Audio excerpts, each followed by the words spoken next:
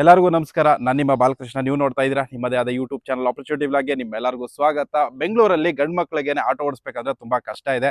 ಅಂಥದ್ರಲ್ಲಿ ಇತ್ತೀಚಿನ ದಿನಗಳಲ್ಲಿ ಬೆಂಗಳೂರಲ್ಲಿ ಎಲ್ಲಿ ನೋಡಿದ್ರು ಕೂಡ ಲೇಡಿ ಆಟೋ ಡ್ರೈವರ್ಗಳಿದ್ದಾರೆ, ಸರಿನಾ? ಸೊ ಹಂಗಾಗಿ ಅದು ಯಾವ ಕಡೆಯಿಂದ ಯಾವ ಥರ ಕಲಿತಾ ಇದ್ದಾರೆ ಮತ್ತು ಯಾರು ಕಲಿಸ್ಕೊಡ್ತಿದ್ದಾರೆ ಅದು ಕೂಡ ಫ್ರೀಯಲ್ಲಿ.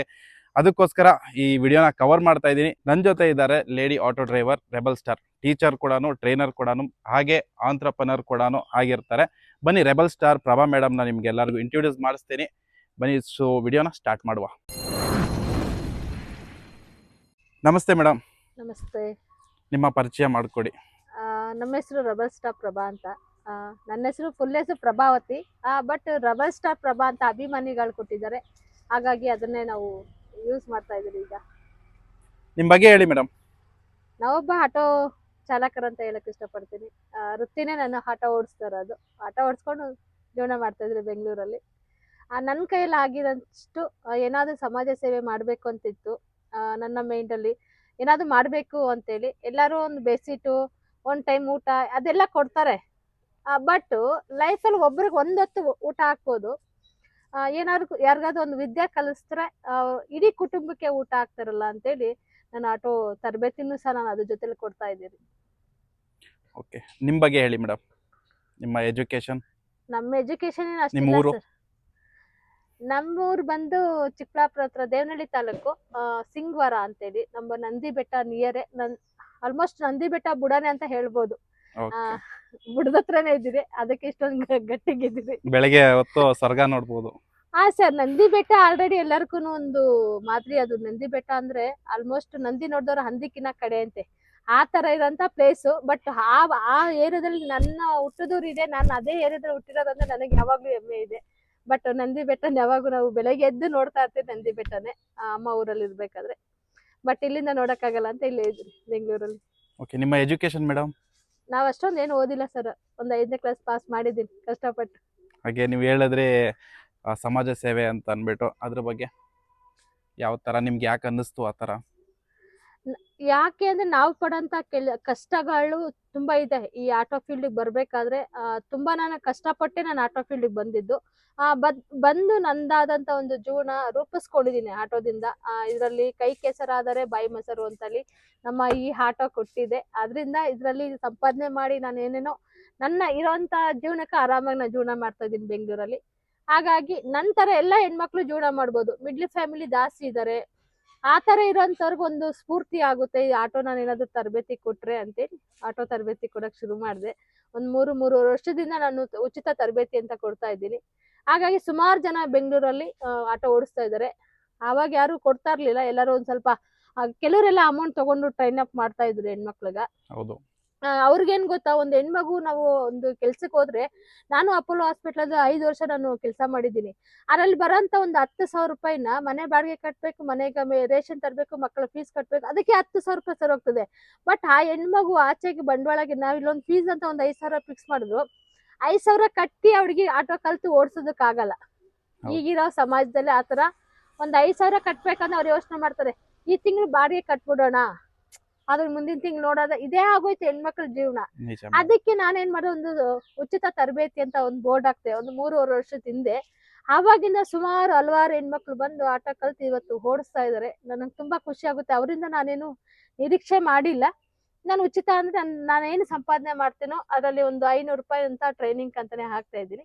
ಹಂಗಾಗಿ ಹಲವಾರು ಹೆಣ್ಮಕ್ಳು ಕಲ್ತು ಓಡಿಸ್ತಾ ಇದಾರೆ. ಮೇಡಮ್, ಬೆಂಗಳೂರಲ್ಲಿ ಒಬ್ರು ಜೆಂಟ್ಸ್ ಆಗಿ ಗಂಡ್ ಮಕ್ಳಿಗೇನೆ ತುಂಬಾ ಕಷ್ಟ ಇದೆ ಆಟೋ ಓಡಿಸೋದಂದ್ರೆ, ಸರಿನಾ? ಹಾಗಾಗಿ ಒಂದು ಮಹಿಳೆಯಾಗಿ ನಿಮ್ಗೆ ಆತರ ಕಷ್ಟಗಳು ಆಗಲ್ವಾ? ಮತ್ತೆ ನಿಮ್ಗೆ ಏನ್ ಅನ್ಸುತ್ತೆ, ನಿಮ್ಮ ಅನಿಸಿಕೆನ ತಿಳಿಸ್ಕೊಡಿ ಸರ್. ಒಂದು ಯಾವ ತರ ಫೀಲ್ ಮಾಡ್ತೀರಂತ. ಒಂದು ಗಂಡ್ ಮಗುವಿನೇ ಆಟೋ ಓಡಿಸೋದಕ್ಕೆ ಆಗ್ಲಿ, ಒಂದು ಟ್ರಾಫಿಕ್ ಅಲ್ಲಿ ಪ್ರತಿಯೊಂದು ಅವ್ರಿಗೆ ತುಂಬಾನೇ ಕಷ್ಟ ಆಗುತ್ತೆ. ಅದೇ ಫೀಲ್ಡ್ ಅಲ್ಲಿ ನಾವು ಬರ್ಬೇಕು ಅಂದ್ರೆ ಅವ್ರು ಏನೆಲ್ಲ ಕಷ್ಟಗಳು ಅನುಭವಿಸ್ತಾರೋ, ಬಟ್ ನನಗೂ ಸಹ ಅದು ಅನುಭವಗಳಾಗಿದೆ. ಟ್ರಾಫಿಕ್ ಆಗ್ಬೋದು, ಜನ ಇದಾಗ್ಬೋದು, ಕಸ್ಟಮರ್ ಹತ್ತೋದಾಗ್ಬೋದು, ಇಳಿಯೋದಾಗ್ಬೋದು, ಪ್ರತಿಯೊಂದನ್ನು ನಾವು ಆಲಿಸ್ಕೊಂಡ್ ಬರ್ತಾ ಇದ್ರಿ. ಅವಾಗೆಲ್ಲ ಅಂತ ಬರೀ ಗಂಡ್ ಮಕ್ಳೇ ಮಾಡ್ಬೇಕು ಈ ಕೆಲಸ, ಹೆಣ್ಮಕ್ಳು ಮಾಡಬಾರ್ದು ಅಂತ ಹೇಳಿ ಆಗಿನ ಕಾಲದ 80-90 ಇತ್ತು ಆತರ. ಬಟ್ ಈಗಿಲ್ಲ. ಏಕೆಂದ್ರೆ ಅವ್ರು ಮಾಡೋಂಥದ್ದೇ ನಾವು ಮಾಡ್ಬೋದು. ಎಲ್ಲಾದ್ರೂ ಸಮಾನತೆ ಬದುಕಬೇಕು ಅಂದ್ರೆ ನಾವು ಡಾಕ್ಟರ್ ಅಂಬೇಡ್ಕರ್ ಅವ್ರು ಹೇಳಿದ್ದಾರೆ, ಯಾವಾಗ್ಲೂ ಗಂಡ್ಮಗು ಹೆಣ್ಮಗ್ಳು ಸಮಾನತೆ ಜೀವನ ಮಾಡ್ಬೇಕು ಅಂತ. ಹಾಗಾಗಿ ಯಾಕೆ ನಾನು ಸಮಾನತೆಗೆ ಬದುಕಬಾರ್ದು ಅಂತ ನಾನು ಅಪ್ಪ ಮನೆಯಲ್ಲೂ ಸಹ ನಾನು ಯಾವತ್ತು ಗಂಡು ಮಕ್ಳು ಸಂಪಾದನೆಗೆ ಹೋಗಿದ್ದೆ ಹೊರತು ಹೆಣ್ಮಕ್ಳು ಸಂಪಾದನೆಗೆ ನಿಜವಾಗ್ಲೂ ಹೋಗ್ಲಿಲ್ಲ. ನನಗೇನೋ ಗೊತ್ತಿಲ್ಲ, ನನ್ನ ಹುಟ್ಟದ ಗುಣನೇ ಗಂಡ್ಮಕ್ಳು ಸಂಪಾದನೆ.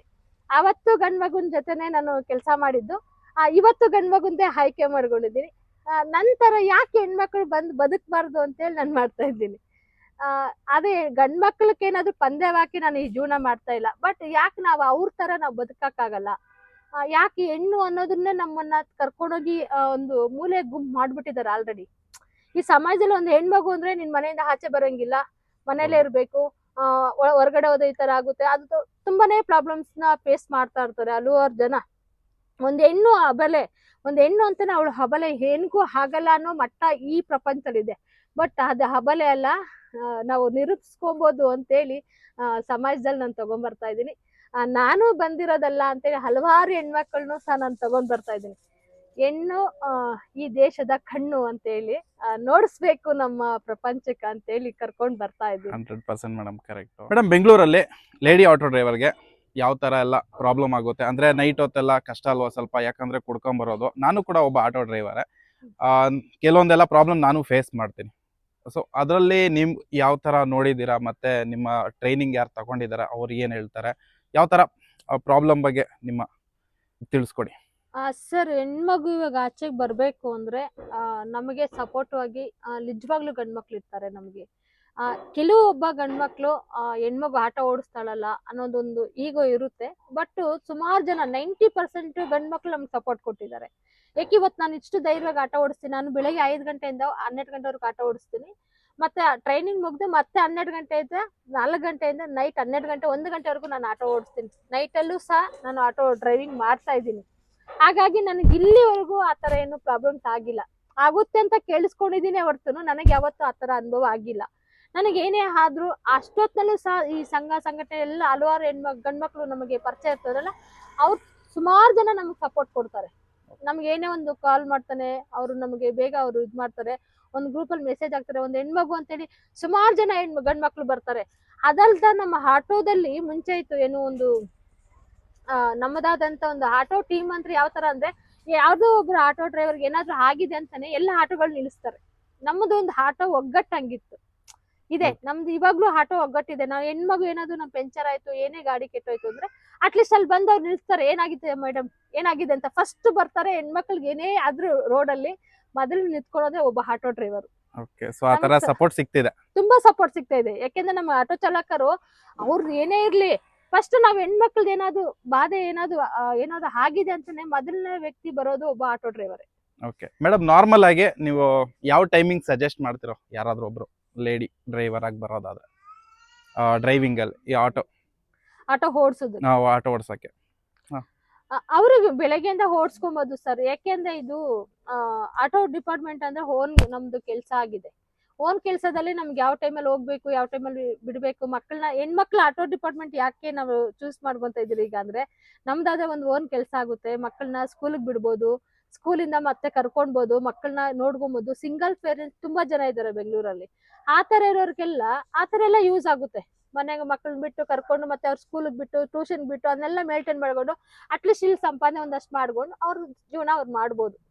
ಓಕೆ, ಎಷ್ಟು ಮಾಡ್ಬೋದು ಮೇಡಮ್? ಯಾರಾದ್ರೂ ಇವಾಗ ಹೊಸದಾಗೆ ನಿಮ್ಮ ಹತ್ರ ಬಂದು ಕಲ್ತ್ಕೊಂಡು ಅವ್ರ ಜೀವನನ ಅವ್ರು ಸ್ಟಾರ್ಟ್ ಮಾಡೋದಾದ್ರೆ, ಅಂದ್ರೆ ಅವರೊಂದು ದುಡಿಮೆ ಸ್ಟಾರ್ಟ್ ಮಾಡೋದಾದ್ರೆ, ಒಂದು ಲೇಡಿ ಆಟೋ ಡ್ರೈವರ್ ಆಗಿ, ಆಲ್ಮೋಸ್ಟ್ ನಾನು ಆಟೋ ಡ್ರೈವರ್ ಆಗಿದ್ರೆ ನಾನು ತಿಳಿಸಿದ್ದೀನಿ ಎಷ್ಟು ಮಾಡ್ಬೋದು ಅಂತ. ಸೊ ನಿಮ್ ಕಡೆಯಿಂದ ನೀವ್ ಹೇಳೋದಾದ್ರೆ? ನಾನು ಹೇಳೋದು ಬಿಸ್ನೆಸ್ ಅಂದ್ರೆ ಮುಂಚೆ ಎಲ್ಲ ಚೆನ್ನಾಗ್ ಆಗ್ತಾ ಇತ್ತು. ಈಗ ಯಾವ್ದು ರ್ಯಾಪಿಡ್ ಬೈಕ್ ಬಂದು ತುಂಬಾನೇ ಬಿಸ್ನೆಸ್ ಕಡಿಮೆ ಆಗಿದೆ. ಬಟ್ ನನ್ನದೇನ್ ಗೊತ್ತಾ, ಇದೇ ಇರಲ್ಲ, ರ್ಯಾಪಿಡ್ ಬೈಕ್ ಶಾಶ್ವತವಾಗಿ ಯಾವತ್ತೂ ನಿಲ್ಲಲ್ಲ, ಹೋಗುತ್ತೆ ಅಂತಾನೆ ನಾವು ಹೋಗ್ತಾ ಇದ್ರಿ. ಬಟ್ ಈಗಿನ ಪರಿಸ್ಥಿತಿ, ಇವಾಗಿರೋ ಪರಿಸ್ಥಿತಿಯಲ್ಲಿ 1-1.5 ಸಾವಿರವರೆಗೂ ನಾವು ಮಾಡ್ಕೊಬೋದು. ಅದನ್ನ ಯಾವ ತರ ಮಾಡ್ಬೇಕಂದ್ರೆ, ನಾನು ಬೆಳಗ್ಗೆ 5 ಗಂಟೆಗೆ ಹೋಗ್ತೀನಿ. 5 ಗಂಟೆಗೆ ಹೋಗಿದ್ದು ಯಾವುದೇ ಡ್ಯೂಟಿ ಯಾವ ಏರಿಯಾಗೆ ಬಿದ್ರು ಬಿಡೋದಿಲ್ಲ ನಾನೀಗ. ಅದನ್ನ ಆ ತರ ನಾನು ಡ್ಯೂಟಿ ಮಾಡಿ ಒಂದಷ್ಟು ಸಂಪಾದನೆ ಮಾಡ್ಬೋದು. ಆದ್ರೆ ನಾನು ಮಾಡ್ತಾ ಇದ್ದೀನಿ, ಯಾಕೆಂದ್ರೆ ಅಷ್ಟೊತ್ತಾಗ ಹೋಗ್ತೀನಲ್ವಾ, ನೈಟ್ 12 ಗಂಟೆವರೆಗೂ ನಾನು ಸಹ ಓಡಿಸ್ತೀನಿ. ಅಷ್ಟೊತ್ತು ಮುಂಚೆ ಎಲ್ಲ ಓಡಿಸಿದ್ರೆ ಸುಮಾರು ಮಾಡ್ತಾ ಇದ್ದೆ. ಬಟ್ ಇವಾಗಿರೋ ಪರಿಸ್ಥಿತಿ ತುಂಬಾ ಲಾಸ್ ಆಗಿರೋದ್ರಿಂದ 1-1.5 ಮಾಡ್ಕೊಳ್ಬೋದು. ನಮ್ಮ ಮನೆ ಸಂಸಾರಕ್ಕೆ ನಮಗೆ ಇವಾಗ ಮಟ್ಟಕ್ಕೆ ನಡೀತಾ ಇದೆ. ರ್ಯಾಪಿಡೋ ಬೈಕ್ ಟ್ಯಾಕ್ಸಿ ಬಗ್ಗೆ ಹೇಳಿದ್ರಿ. ಅದ್ರ ಜೊತೆಗೆ ಈಗ ನಾರ್ತ್ ಇಂಡಿಯಾ ಕಡೆಯಿಂದ ತುಂಬಾ ಹಿಂದಿ ಅವರು ಬಂದ್ಬಿಟ್ಟು ಇಲ್ಲಿ ಡ್ಯೂಟಿ ಮಾಡ್ತಿದ್ದಾರೆ. ಸೊ ನಮ್ ಕನ್ನಡದವರನ್ನೇ ತುಂಬಾ ಜನ ಭಯ ಬೀಳ್ತಾರೆ. ಅದ್ರ ಬಗ್ಗೆ ನಿಮ್ಮ ಅನಿಸಿಕೆ ನೀವೇನ್ ಹೇಳಕ್ ಇಷ್ಟಪಡ್ತೀರಾ? ಸರ್ ನೀವ್ ಹೇಳಿದ್ರಿ ಇದೊಂದು ಮಾತು, ಹೊರದ ರಾಜ್ಯದಿಂದ ಬಂದು ಇಲ್ಲಿ ಹಲವಾರು ಜನ ಓಡಿಸ್ತಾ ಇದಾರಂತ. ಬಟ್ ನಮ್ಮ ಕನ್ನಡದವ್ರಿಗೆ ಭಯ ನಿಜವಾಗ್ಲೂ ಬೀಳಲ್ಲ. ಕನ್ನಡದವ್ರಿಗೆ ಯಾವಕ್ಕೂ ದಮ್ ಜಾಸ್ತಿ ಸರ್. ಹೆಣ್ಮಕ್ಳೇ ಇಷ್ಟು ಪವರ್ ನಾವು ಕುತ್ಕೊಂಡಿದೀರಂದ್ರೆ ನಮ್ ಗಂಡ್ ಮಕ್ಳು ಬಿಡ್ತಾರ ಸರ್ ಮೀಸೆ ಇಟ್ಕೊಂಡವ್ರು? ಈ ಉಡಾಯಿಸ್ಬಿಡ್ತಾರೆ. ಆದ್ರೆ ನಮ್ಗ್ ತಾಕತ್ತಿದೆ ಸರ್. ನಾವ್ ಯಾಕೆ ಅಂದ್ರೆ ನಮ್ಮ ಪ್ರೀತಿ ಅಭಿಮಾನಗಳು ಜಾಸ್ತಿ. ನಮ್ಮ ಕನ್ನಡದವ್ರಿಗೆ ಏನ್ ಗೊತ್ತಾ, ಹಂಚಿಕೆ ಜಾಸ್ತಿ, ಪ್ರೀತಿನೆಲ್ಲ. ಅವ್ರದ್ದೊಂದು ಅಭಿಮಾನ ಅನ್ನೋದು ಐತಲ್ವಾ, ಈ ಕನ್ನಡ ಅನ್ನೋದೇ ದೊಡ್ಡ ಅಭಿಮಾನ ಅಲ್ವಾ. ಹಾಗಾಗಿ ಎಲ್ಲರಿಗೂ ಹಂಚೋದ್ ಜಾಸ್ತಿ, ಹಂಚೋದ್ರಿಂದ ಎಲ್ಲಾರು ಹಂಚ್ಕೊಂಡ್ಬಿಟ್ಟಿದ್ದಾರೆ. ಹಾಗಾಗಿ ಹೊರ ರಾಜ್ಯದಿಂದ ಬಂದು ಇಲ್ಲಿ ಅವ್ರು ಡ್ಯೂಟಿ ಮಾಡ್ತಾ ಇದ್ದಾರೆ ಅಂದ್ರೆ ನಮ್ಮ ಸರ್ಕಾರಕ್ಕೆ ನಾನು ಹೇಳ್ತೀನಿ, ಸರ್ಕಾರಕ್ಕೆ ಒಂದು ನಾವು ಬೆಲೆ ಕೊಡ್ತಾ ಇದ್ರಿ. ಏನೋ ಮಾಡ್ತಾರ ಅವರು, ಏನೋ ಒಂದು ಒಳ್ಳೇದ್ ಮಾಡ್ತಾರೆ, ಇಷ್ಟು ಜನಕ್ಕೆ ಒಂದು ಇದಾಗಿ ನಿಂತ್ಕೊಂತಾರೆ ಅಂತ ಸರ್ಕಾರಕ್ಕೆ ಒಂದು ಬೆಲೆ ಕೊಟ್ಟು ನಿಂತಿದ್ದಾರೆ ಹೊರತುನು ಹೊರದ ರಾಜ್ಯದವ್ರಿಗೆ ಯಾವುದೇ ಕಾರಣಕ್ಕೂ ಬೆಲೆ ಕೊಡಲ್ಲ. ಮೇಡಮ್, ನೀವು ಎಷ್ಟು ವರ್ಷದಿಂದ ಆಟೋ ಓಡಿಸ್ತಾ ಇದ್ದೀರಾ, ಹಾಗೆ ಎಷ್ಟು ವರ್ಷದಿಂದ ಕಲ್ಸ್ಕೊಡ್ತಾ ಇದ್ದೀರಾ? ಸರ್ ನಾನು 8 ವರ್ಷ ಹುಡುಗಿಗೆ ನಾನು ಡ್ರೈವಿಂಗ್ ಫೀಲ್ಡ್ಗೆ ಬಂದಿದ್ದೆ. ಅಪ್ಪನ ಮನೆಗೆ ಇರ್ಬೇಕಾದ್ರೆ ನಮ್ಮ ತಂದೆ ಸ್ವತಂತ್ರ ಕೊಟ್ಟಿದ್ರು. ಆವಾಗ ಹೆಣ್ಮಕ್ಳು ಏನು ಮಾಡಬಾರ್ದು ಅಂತ ಕೆಲವ್ರ ಮನೆಗಳೆಲ್ಲ ಒಳಗಡೆ ಇಟ್ಟಿದ್ರು. ಬಟ್ ನಮ್ಮ ತಂದೆ ತಾಯಿ ನನಗೆ ಹೆಣ್ಮಗು ಮಾಡ್ಲಿ ಅಂತ ಬಿಟ್ಟಿದ್ರು. ಹಾಗಾಗಿ ಆಗ್ಲೇ ಬೈಕ್ ಎಲ್ಲ ಓಡ್ಸೋದ್ ಕಲ್ತಿದ್ದೆ. ಬುಲೆಟ್ ಆಲ್ಮೋಸ್ಟ್ ಎಲ್ಲಾನು ಓಡ್ಸೋದ್ ಕಲ್ತ್ಬಿಟ್ಟಿದ್ದೀನಿ. ಅಲ್ಲಿಂದ ಅಪ್ಪನ ಮನೆಗೆ ಬರ್ತೀನಿ. ಈಗ ಅಪ್ಪನ ಮನೆಯಿಂದ ಗಂಡನ ಮನೇಲಿ ಬರ್ತೀನಿ. ಇಲ್ಲಿ ಬಂದಾಗ ಒಂದು 5 ವರ್ಷ ನಾನು ಕಲ್ತಿರೋಂಥ ವಿದ್ಯೆನ ನಮ್ಮ ಮನೇಲಿ ಯಾರಿಗೂ ಹೇಳಿರ್ಲಿಲ್ಲ. ಯಾವ ತರ ಅಂತಂದ್ರೆ ಅಮ್ಮ ಹೇಳ್ ಕಳ್ಸಿದ್ರು, ಇಲ್ಲಿ ಗಂಡ್ ಮಗು ತರ ಕೆಲ್ಸ ಮಾಡ್ತಾ ಇದೀಯಾ, ಅಲ್ಲಿ ಹೋಗಿ ಗಂಡನ ಮನೇಲಿ ಏನು ಹೇಳ್ಬೇಡ, ಅವರೆಲ್ಲ ತಪ್ಪಾಗಿ ತಿಳ್ಕೊಂತಾರೆ ಅಂತ. ಬಟ್ 5 ವರ್ಷ ಮಾತ್ರ ನಾನು ಯಾರಿಗೆ ಯಾವುದೇ ರೀತಿ ಒಂದು ಸ್ಕೂಟಿ ಸಹ ನಾನು ಓಡಿಸ್ತಿರ್ಲಿಲ್ಲ, ಅಷ್ಟು ನಿಶಬ್ದಾಗಿದ್ದೆ. ಆಮೇಲೆ ನನಗೆ ಅನಿಸ್ತು, ನನಗೆ ಜೀವನ ಮಾಡೋಕೆ ತುಂಬಾನೇ ಕಷ್ಟ ಆಯ್ತು. ಆಮೇಲೆ ಸುಮ್ನೆ ಕುತ್ಕೊಂಡಿರ್ಬೇಕಾದ್ರೆ ನಮ್ಮ ಅತ್ತೆಯವರು ನನ್ ತುಂಬಾ ಯಾವಾಗ ಹ್ಯಾಪಿಯಾಗಿ ಜನರಲ್ ಆಗಿ ಮಾತಾಡ್ತೀವಿ. ಅತ್ತೆ ಅಂತಿಲ್ಲ, ಅಮ್ಮನಿಗಿನ ಹೆಚ್ಚಾಗಿ ನಾವು ಮಾತಾಡ್ಕೊಂತ ಇರ್ತೀವಿ. ಜನರಲ್ ಆಗಿ ಮಾತಾಡ್ಬೇಕಾದ್ರೆ ನಮ್ಮ ಅತ್ತೆಯವ್ರ ಹತ್ರ ನಾನು ಕೇಳ್ದೆ, ಅಮ್ಮ ನಾನು ಆಟ ಓಡ್ಸಕ್ ಹೋಗ್ಲಾ ಅಂತ. ಅವ್ರಂದ್ರು, ಏನ್ ಕೆಲಸ ಮಾಡಿದ್ರೆ ಏನಮ್ಮ, ಜೀವನ ಮಾಡಕ್ ತಾನೆ ಮಾಡ್ತೀರಿ, ಮಾಡು ಅಂತ. ನನಗೆ ಅವಾಗ ಏನ್ ಗೊತ್ತಾ, ನಮ್ಮ ಅಪ್ಪ ಕೊಟ್ಟಿದ್ರಲ್ಲ ಬಲ, ಆ ತರ ನನಗೆ ನಮ್ಮ ಅತ್ತೆಯವ್ರು ಬಲ ಕೊಟ್ರು, ಮಾಡ್ಬೋದಲ್ವಾ ಅಂತ. ಅವಾಗ ನಾನು ಡಿಸೈಡ್ ಮಾಡಿ ಒಂದು 12 ವರ್ಷ 13 ವರ್ಷ ಆಯ್ತು ಸರ್ ಈ ಆಟೋ ಡಿಪಾರ್ಟ್ಮೆಂಟ್ ಬಂದು. ಬಟ್ ಅವತ್ತಿಂದ ನಾನು ಆಟೋ ನಾನೇ ಓಡಿಸ್ಕೊಂಡು ಒಂದು ಇದ್ ಮಾಡ್ಕೊಂಡು ಹೋಗ್ತಾ ಇದ್ದೆ. ಆಟೋ ಕಲಿಬೇಕಂದ್ರೆ ತುಂಬಾ ಜನ ನಾನು ಕೇಳಿದ್ದೆ, ನನಗೆ ಆಟೋ ಕಳ್ಸ್ಕೊಡಿ ಅಂತ. ನಮ್ಮ ಯಜಮಾನ್ರು ಸಹ ಆಟೋ ಡ್ರೈವರೇ. ಬಟ್ ನಾನು ಕೇಳ್ದಾಗ ಏನಂದ್ರು ಗೊತ್ತಾ, ಇವಳು ಆಟೋ ಓಡಿಸಿದ್ರೆ ಜನ ಬೈಕ್ ಅಂತಾರೆ, ಫ್ಯಾಮಿಲಿ ಬೈಕ್ ಅಂತಾರೆ, ಅವ್ರು ಬೈತಾರೆ, ಇವ್ರು ಬೈಕ್. ಬಟ್ ನಾನು ಕೇಳ್ದೆ ನಮ್ಮ ಯಜಮಾನ್ರನ್ನ, ಬೈದವ್ರು ಯಾರಾದ್ರೂ ನನಗೆ ಊಟ ಹಾಕ್ತಾರಾ, ನಮ್ಮ ಫ್ಯಾಮಿಲಿನ ನೋಡ್ತಾರಾ, ನನ್ಗೇನಾದ್ರು ಕಷ್ಟ ಅಂದಾಗ ಯಾರಾದ್ರೂ ಬರ್ತಾರಾ, ಯಾರು ಬರಲ್ಲ ಅಂತ. ಆದ್ರೆ ನಮ್ಮ ಅತ್ತೆಯವ್ರು ನನಗೆ ಸಪೋರ್ಟ್ ಕೊಟ್ರು. ಅತ್ತೆ ಸಪೋರ್ಟ್ ಸಿಕ್ಬೇಕಾದ್ರೆ ಇನ್ನೇನ್ ಬೇಕು ಸೊಸೆಗಳಕ್ಕ ಅಂತೇಳಿ ನನಗ್ ಧೈರ್ಯ ಮಾಡಿ ನಿಂತ್ಕೊಂಡೆ. ಓಕೆ ಅಂತೇಳಿ ಆಮೇಲೆ ನಮ್ಮ ಫ್ಯಾಮಿಲಿ ಆಲ್ಮೋಸ್ಟ್ ಆಟೋ ಡ್ರೈವರ್ ಇದ್ದಾರೆ. ಸುಮಾರು ಜನ ಕೇಳಿದೆ, ಯಾರು ಕಳ್ಸಿಕೊಟ್ಟಿಲ್ಲ. ಮತ್ತೆ ಯಾರೋ ನಮ್ಗೆ ಗೊತ್ತಿರೋಂಥ ವ್ಯಕ್ತಿ ಒಬ್ರು ನಮ್ಮ ಫ್ರೆಂಡಿಗೆ ಕೇಳಿದೆ. ಆಮೇಲೆ ಅವರು ಒಂದು ಫಸ್ಟ್ ಬೇಡ ಅಂದ್ರು.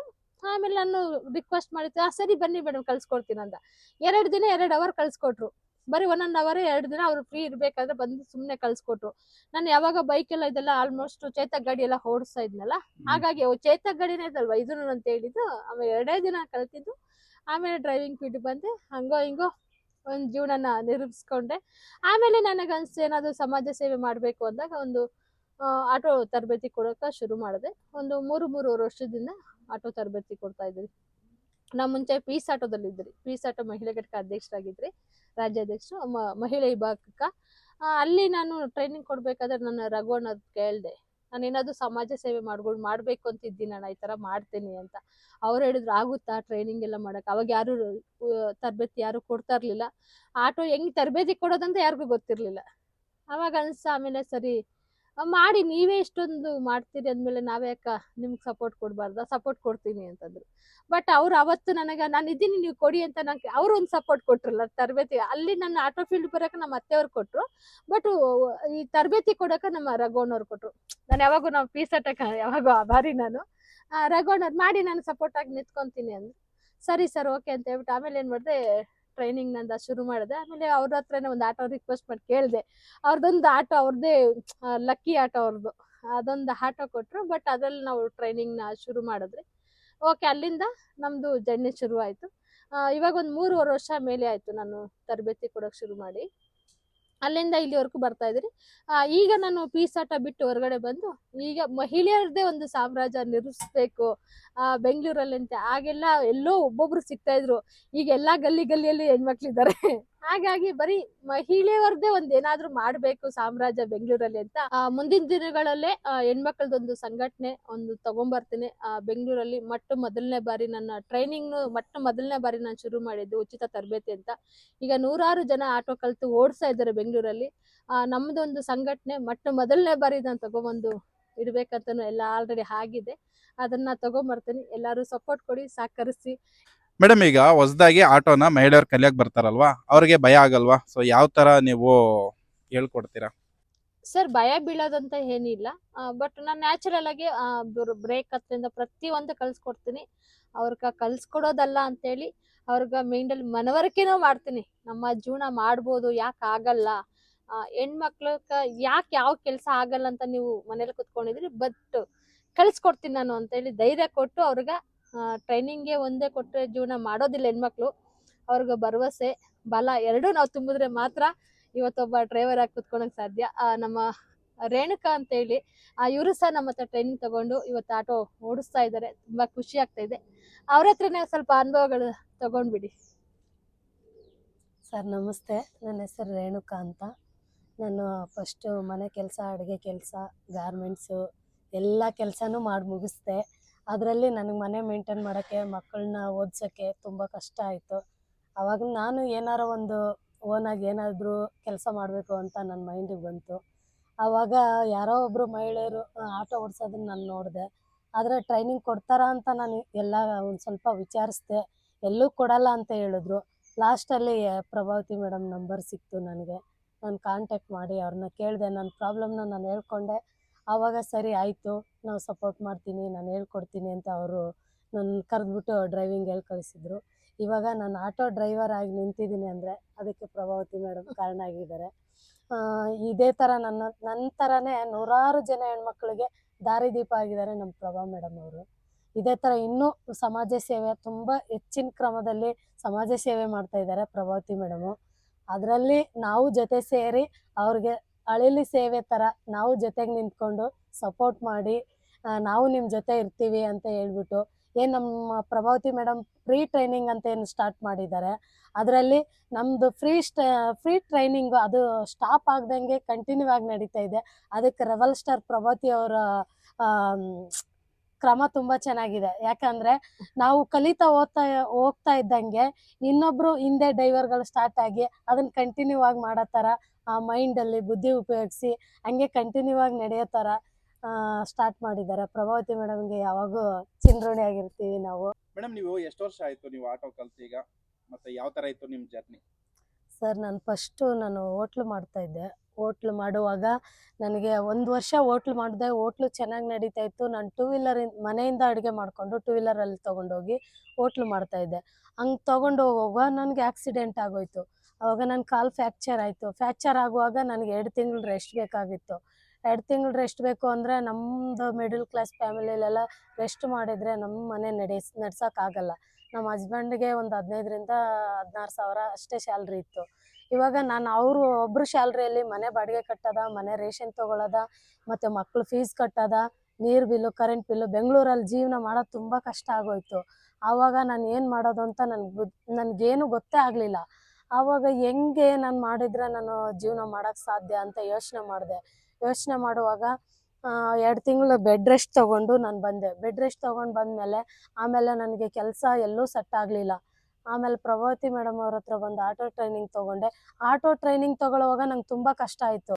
ನಾನು ಆಟೋ ಓಡಿಸೋಕ್ಕೆ ಟ್ರೈನಿಂಗ್ ಅಂತ ಬಂದೆ ಸರ್. ಟ್ರೈನಿಂಗ್ ಅಂತ ಬಂದುವಾಗ ನಾನು 3/4% ಕಲ್ತ್ಬಿಟ್ಟಿದ್ದೆ. ನನಗೆ ಮನೆ ಮೇಂಟೈನ್ ಮಾಡೋಕ್ಕೆ ನನಗೆ ತುಂಬ ಕಷ್ಟ ಆಯಿತು. ಆವಾಗ ನನಗೆ ಪ್ರಭಾವತಿ ಮೇಡಮ್ ಹತ್ರ ನಾನು ಪರ್ಸ್ನಲ್ಲಾಗಿ ಹೋಗಿ ಕೇಳಿದೆ, ಮೇಡಮ್ ನನಗೆ ಮನೆ ಮೇಂಟೈನ್ ಮಾಡೋಕ್ಕೆ ತುಂಬ ಕಷ್ಟ ಆಗ್ತಾಯಿದೆ, ನನಗೆ ಆಟೋ ಓಡ್ಸೋಕ್ಕೆ ಸ್ವಲ್ಪ ಟ್ರೈನಿಂಗ್ ತೊಗೊಳ್ಳೋದೇ ಡ್ರಾಪ್ ಮಾಡ್ತೀನಿ ಅಂತ ಕೇಳಿದೆ. ಪ್ರಭಾವತಿ ಮೇಡಮ್ ಆಗ ಹೇಳಿದರು, ನೀವು 3/4% ನೀವು ಕಲ್ತ್ಬಿಟ್ಟಿದ್ದೀಯಾ, ಇನ್ನೊಂದು ಸ್ವಲ್ಪ ಇದೆ, ನೀನೇನೇ ಎಷ್ಟೇ ಕಷ್ಟ ಆದರೂ ಕೊಡೋ ಪರವಾಗಿಲ್ಲ, ನೀನು ಕಷ್ಟ ಬಿದ್ದು ಟ್ರೈನಿಂಗ್ ಮುಗಿಸ್ಬಿಟ್ಟು ನೀನು ಆಟೋ ತೊಗೊಂಡು ಓಡಿಸ್ತೀಯಾ, ಆಟೋ ಓಡಿಸು ಅಂತ ಧೈರ್ಯ ಕೊಟ್ಟರು. ಆಗ ನಾನು ಆಟೋ ತೊಗೊಂಡು ಇವಾಗ ಆಟೋ ತೊಗೊಂಡು ನಾನು ಓಡಿಸ್ತಾ ಇದ್ದೀನಿ. ಇವಾಗ ನನಗೆ ತುಂಬ ಖುಷಿ ಆಗ್ತಾಯಿದೆ. ನನಗೆ ತುಂಬ ಸಾಥ್ ಕೊಟ್ಟಿದ್ದಾರೆ ಪ್ರಭಾವತಿ ಮೇಡಮು. ಮತ್ತು ವಿಜಯಲಕ್ಷ್ಮಿ ಮೇಡಮ್ ಅಂತ ಇದ್ದಾರೆ, ಅವರು ಕೂಡ ನಮ್ಗೆ ಟ್ರೈನ್ ಅಪ್ ಮಾಡಿದ್ದಾರೆ. ಅವರು ಕೂಡ ನಮ್ಗೆ ಸಪೋರ್ಟ್ ಮಾಡಿದ್ದಾರೆ, ತುಂಬ ಧೈರ್ಯ ಹೇಳಿದ್ದಾರೆ.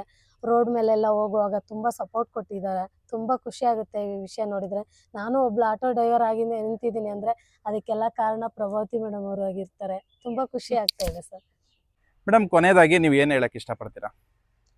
ಸರ್, ನಮ್ಮ ಏನ್ ನಾವು ವೃತ್ತಿನ ಕಲಿಸ್ತಾ ಇದ್ದೀರೋ, ನಾನೇನು ನನ್ನ ವೃತ್ತಿ ಮಾಡ್ತಾ ಇದ್ದೀನೋ, ಬಟ್ ಈ ವೃತ್ತಿಗೆ ಪ್ರತಿಯೊಬ್ಬರು ಬಂದು ಮಹಿಳೆಯರು ಜಾಯ್ನ್ ಆಗ್ಬೋದು.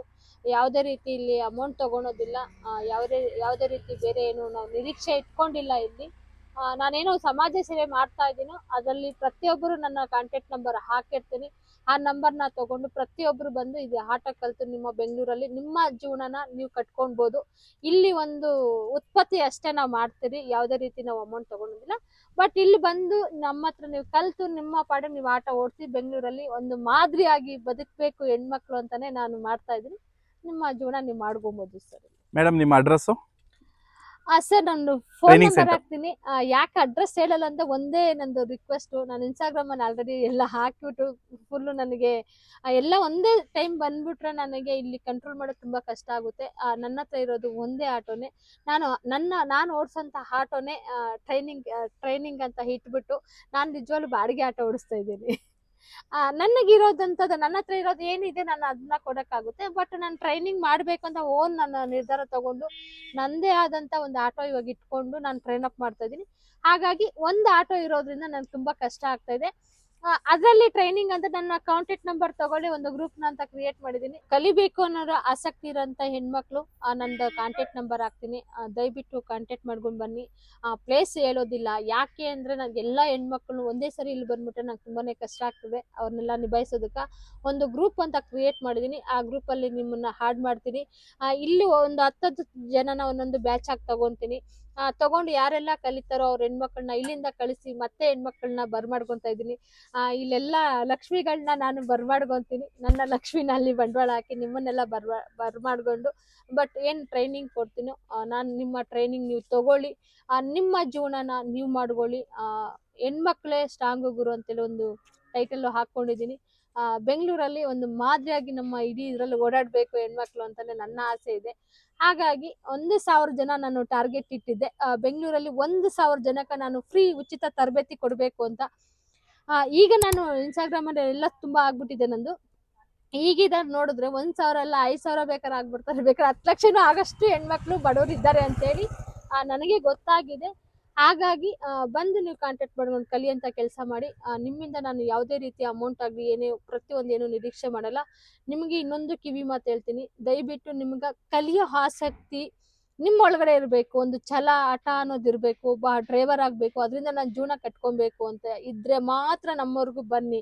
ಸುಮ್ಮನೆ ಮೇಡಮ್ ನೀವು ಬರ್ತಾ ನಾನು ಆಟೋ ಕಲಿಸ್ಕೊಡ್ತೀರಾ ಅಂತ ಎಲ್ಲ ಹೇಳಿ ನನಗೂ ಟೈಮ್ ವೇಸ್ಟ್ ಆಗುತ್ತೆ, ಪ್ಲಸ್ ನಿಮಗೂ ವೇಸ್ಟ್ ಆಗುತ್ತೆ. ಆ ಥರ ಎಲ್ಲ ಮಾಡಬೇಡಿ. ಇದರಿಂದ ನಾನು ಜೀವನ ಮಾಡಬೇಕು ಅನ್ನೋದು ಒಂದು ಛಲ ಬಲ ಇದ್ರೆ ಮಾತ್ರ ನಮ್ಮವ್ರಿಗೂ ಕಾಂಟ್ಯಾಕ್ಟ್ ಮಾಡಿ ಅಂತ ಹೇಳಕ್ಕೆ ಇಷ್ಟಪಡ್ತೀನಿ. ಹೆಣ್ಮಕ್ಳೇ ಸ್ಟ್ರಾಂಗ್ ಗುರು. ಯಾವಾಗ ಹೆಣ್ಮಕ್ಳು ಹಿಂಗೆ ನಿಂತ್ಕೋಬೇಕು ಅನ್ನೋದೇ ನನ್ನ ಆಸೆ.